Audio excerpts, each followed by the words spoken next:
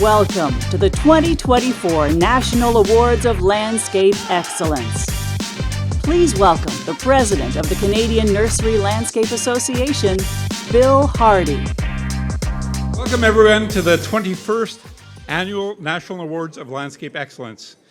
I'd like to take this opportunity to thank Landscape Nova Scotia for hosting us this year, and to all of you for making the trip to join us this evening in celebrating excellence in our industry. Before we begin our presentations this evening, I'd like to take a moment to remember three amazing individuals that we lost this year: Peggy Godfrey, Mark Thiebaud, and Sandy Roberton. Peggy Godfrey was a pioneer for Landscape Nova Scotia. The Godfrey family owns several garden centers and have always been exceptional and engaging with their community. She was a regular at the International Garden Centers Association Annual Congress, and Peggy passed away last year at the 2023 Annual Congress in Italy.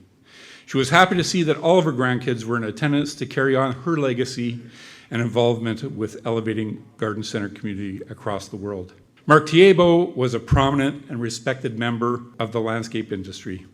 As co-owner of OGS Landscape, Mark joined Landscape Ontario, original board members in 1973. He served as Landscape Ontario president in 1975 and became president of the CNLA in 1980. Mark fought 32 years with multiple sclerosis, and he passed away in January with his family at his side. Sandy Roberton was a lifetime member of the CNLA. Later, he became a member of the board and treasurer at our association. Sandy received the very first CNLA President's Award in 2008. He was a mentor for many of today's industry, especially here on the East Coast. And he'll be remembered for his work with the National Certification Committee, apprenticeship programs, and of course, his Scottish accent. And maybe some of you know him and his bad jokes. So the year has experienced a lot of loss, and they will be missed dearly. Their legacy will carry on in the horticulture industry for many, many years to come. So tonight, we're joined by Mayor of Halifax, Michael John Savage. This time, I'd like to invite Mayor Savage to say a few words.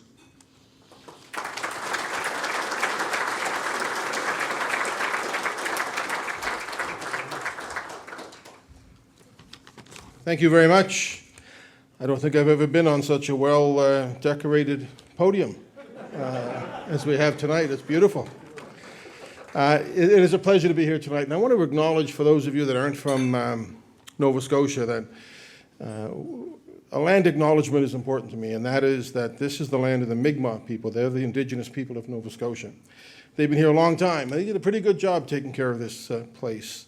And we have peace and friendship treaties that were signed with the Mi'kmaq starting in the 1720s, which mean a lot to me personally and to the city. And I think it's important to understand we need a better future than the imperfect past that we've had with our First Nations people across the country.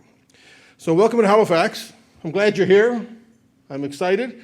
Last year, Winnipeg, I understand. This year, Halifax. Next year, Regina. So you're going to get to see the country. That's pretty cool. We're always excited to host people, but can I ask how many are in Halifax for the very first time? Oh, man. I just want to know how many donaires to order. Can you put your hands up again? That won't be enough. That won't be enough. Our city's changed a lot in the last number of years. Our population has grown a great deal. I've been the mayor since 2012. Our population was about 396,000, and now we're 500,000 people. This is my last year as mayor. I'm on an expiring contract. I'm on a funeral tour, but I'm really happy to have the opportunity to come. And I want to thank my longtime friend, David Thompson, who I think extended the invitation.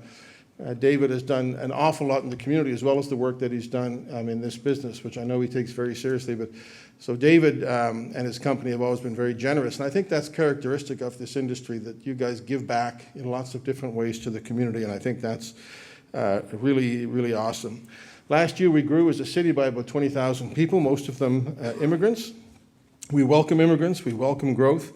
It comes with certain challenges, but I'd rather have those challenges than the challenges of not growing. And whenever I go and talk about our city, and I'm very proud to be, look, you all have mayors where you come from, whether you know it or not. And when mayors are talking, you can generally believe about 65% of what they say. I'm probably north of 70%. My wife says I'm south of 20%, but what do you can say? But we're very proud of Halifax. And when I talk about Halifax, I talk about the enormous growth. We've really densified our downtown. We've done a lot of building on the Halifax and Dartmouth downtown. And I'm a Dartmouth guy, as is David and many others in this room probably. And I'm proud of that. And so I go to Toronto, as I'll be doing next month, and talking about Halifax. And I will show those pictures, but I always show the green space too. And I show the parks, and I show the beautiful landscaping that we have. It is so important. If you have a city that has everything, then you need to show everything off, and you need to be really proud of it. We have a very good green network plan, an interconnected system to protect ecosystem functions and to protect open space. We've got a robust urban forest master plan that has helped to preserve and protect and revitalize the city's tree canopy. So I think you've taken a good time to be here in Halifax. I was invited to be with you tomorrow. You're going to plant, how many, 20? Trees at Hope Blooms. So Hope Blooms is, you're going to love Hope Blooms. I don't know how many of you are going to get to go to that, but this is the kind of thing. It was on Dragon's Den. Google Dragon's Den Hope Blooms sometime. And if you do it tonight, people will see you crying because it's beautiful. It's a story of inner city kids who have taken control of their neighborhood by being kind and entrepreneurial and producing products that have been sold. So I think this initiative tomorrow that the association is doing is amazing. The other thing to Google when you're looking at the Dragon's Den, a few years ago, Matador magazine chose Halifax as one of the top 20 cities in the world to party in before you die.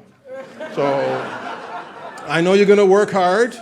You're not here to have fun, but we do have the most bars and pubs per capita of any city in North America.